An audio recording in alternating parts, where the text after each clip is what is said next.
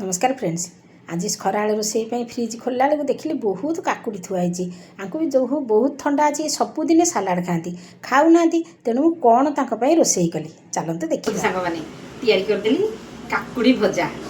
बनानी सब बेले आम जो आगे बड़ परिवार थिलु तो बहुत लोग एकाधरे परिवार काकुड़ी आसो 5 किलो क्या ठंडा होती कौन होती कहीं खाई नथिबे बड़ी थी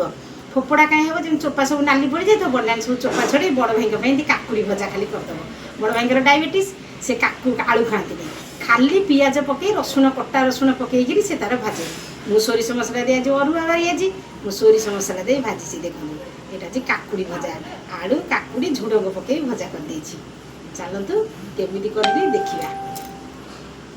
मुझे दुटा गोल गोल आलू आगे झुड़ंग मिसेक काकुटा को पूरा गोल गोल काटिदेली तापर तेल टे फुटन टे पकईकि सोरिष मसला जीरा सोरिष लंका टे तादेह पकईकि हलदी गुंड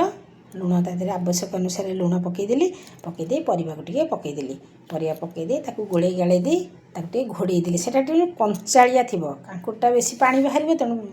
मीडियम फ्लेम रे देवे मुझे राशि पकईदे लास्ट पकड़े भल लगे भजाटा सोरिष मसलाटा पकईदे ताउआर एमती भाजीदे देख लो काकुड़ी भजा केमती गली ये काकुड़ी नष्ट करूँ नहीं जदि आसी ठंडा कंचा काकुड़ी सीना ठंडा आ भजा काकुड़ी तो ठंडा नुहे ना एमती काकुड़ी भजा कर खातु मत लाइक कमेंट शेयर करूँ रही बाय बाय जय जगन्नाथ।